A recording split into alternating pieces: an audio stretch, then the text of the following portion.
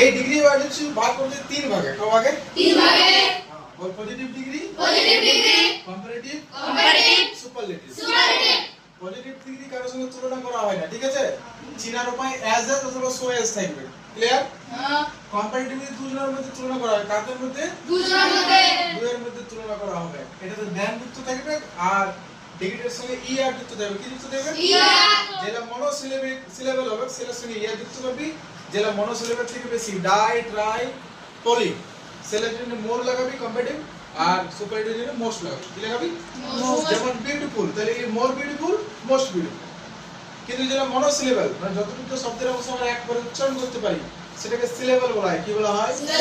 যেমন লার্জ, একবার উচ্চারণ হচ্ছে, তাহলে লার্জের সঙ্গে যখন কম্পারেটিভ করবে তখন ই আর লাগালে হবে। কি লাগালো? লার্জার।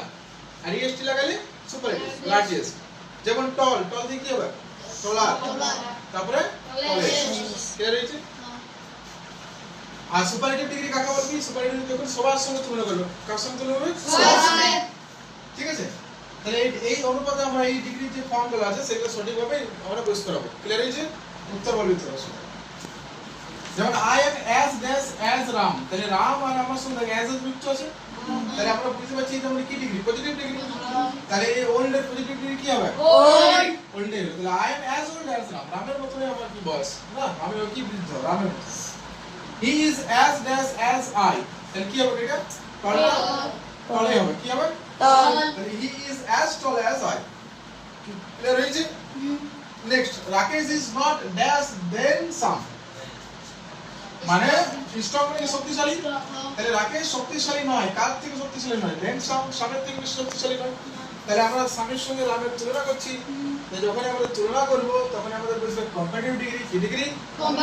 আর কম্পারেটিভ শেষে কি যুক্ত করতে হবে? ইয়ার যুক্ত করতে হবে। তাহলে স্ট্রং এর সঙ্গে কি যুক্ত করব?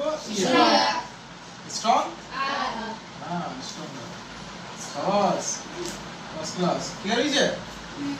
Everest is the dash peak in the world, ওর সবথেকে বড় পর্বত শৃঙ্গের নাম কি? Everest, Mount Everest. তাহলে দেখ পর্বত শৃঙ্গটা কোথাকার? ওয়ার্ল্ডের মধ্যে তুলনা করছি, গোটা বিশ্বের মধ্যে। যখন গোটা বিশ্বের মধ্যে তুলনা করব তখন আমরা বলবো সুপারলেটিভ ডিগ্রি। আর এরকম সুপারলেটিভ ডিগ্রির আগে কি থাকে? দা থাকে। কি থাকে? হ্যাঁ, তাহলে হাইটে কি হবে? হাইয়েস্ট। সবাস। নেক্সট, হাইয়েস্ট হইছে। তাহলে Everest is the highest peak in the world. Next one, Suman. এই যে Suman, Suman is the dash boy in the class, ক্লাসের মধ্যে সুমন কি সবথেকে টলেস্ট নাকি?